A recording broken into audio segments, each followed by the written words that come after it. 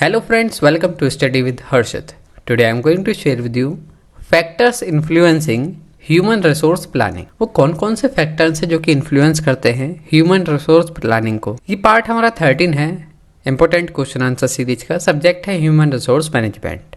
तो चलिए video start करते हैं और समझते हैं। A strategic process called human resource planning involves determining an organization's present and future demand for human resources and making sure the right people are in the right role at the right time। जो हमारा strategic process है जिसको human resource planning कहा जाता है, इसमें involve होता है determining an organization's present future की डिमांड के अकॉर्डिंग ह्यूमन रिसोर्स को मेक श्योर करना कि जो राइट टाइम पर राइट जना सही रोल उसके पास हो। जिस तरीके की डिमांड हो उस तरीके की डिमांड को फुलफिल करने के लिए हमारे पास वो पर्सन होना चाहिए। The HRP process is influenced by A number of internal and external factors. जो हमारे ह्यूमन रिसोर्स प्लानिंग प्रोसेस है ये इन्फ्लुएंस होता है नंबर ऑफ इंटरनल और एक्सटर्नल फैक्टर्स से। की factors that influence human resource planning. Internal factors, सबसे पहले हम समझते हैं इंटरनल फैक्टर्स कौन कौन से हैं। Organisational goal and objective. The organisation's strategic goal, growth plan and expansion initiative directly impact its workforce requirement. HRP align HR strategies with these objective. जो हमारा ऑर्गेनाइजेशन का गोल होता है और ऑब्जेक्टिव होता है, ये फैक्टर है इंटरनल फैक्टर। जो हमारे ऑर्गेनाइजेशन के स्ट्रेटेजिक गोल हुए, ग्रोथ प्लान है, एक्सपेंशन इनिशिएटिव है, ये जो है डायरेक्टली इम्पैक्ट डालते हैं किस पर? वर्कफोर्स रिक्वायरमेंट पर। HRP जो है अलाइन करता है HR स्ट्रेटेजीज किसके साथ में? इन सभी ऑब्जेक्टिव के साथ में। Workforce composition. The existing workforce skill, competencies, demographics and distribution across various departments influence the need for recruitment, training and talent development. Skill and competencies change in required skill due to technological advancement, industrial shift or evaluating market demand impact training and recruitment need। जो हमारी market की demand होती है और जो हमारी technological का advancement हुआ, इसकी वजह से जो है हमारी ट्रेनिंग इम्पैक्ट होता है। जिस तरीके की ट्रेनिंग हम लगेगी की ज़रूरत है हमारी रिक्वायरमेंट के अकॉर्डिंग हम उस तरीके की ट्रेनिंग प्रोवाइड कराते हैं अपने एम्प्लॉयज़ को।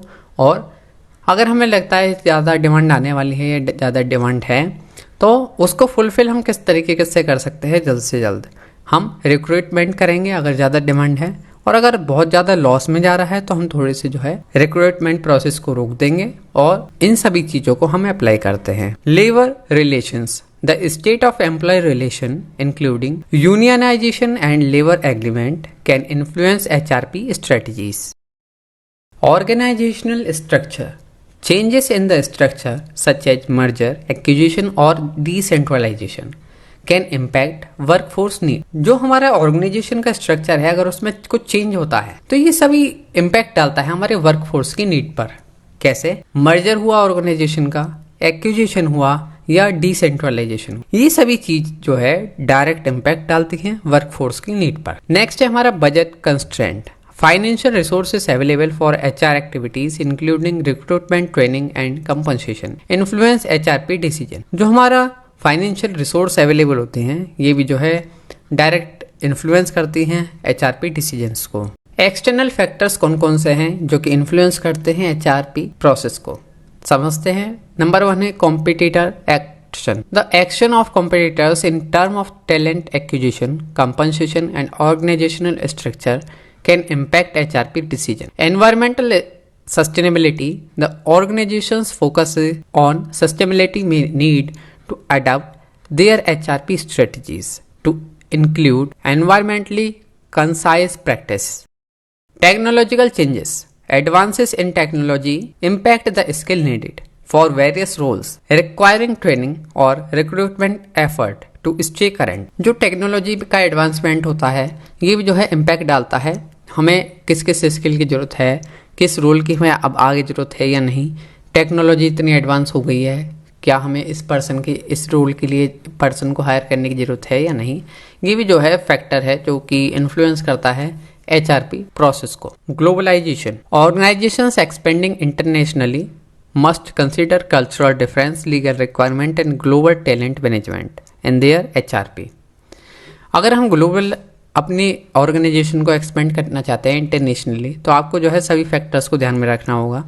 कल्चरल डिफरेंसेस हुए, लीगल रिक्वायरमेंट क्या है, global talent management in their human resource planning, economic conditions, economic fluctuations such as recession or growth period impact hiring and layout as well as compensation and benefit strategies, industry trends, कोई भी change होता है industry के trend में, change in industry practice, technological advancement and market demand, ये सभी जो है अफेक्ट डालते हैं टाइप ऑफ स्किल की रिक्वायरमेंट पर, वॉल्यूम ऑफ वर्कफोर्स की नीड पर। फ्रेंड्स, ये सभी फैक्टर्स थे जो कि इन्फ्लुएंस करते हैं ह्यूमन रिसोर्स प्लानिंग को।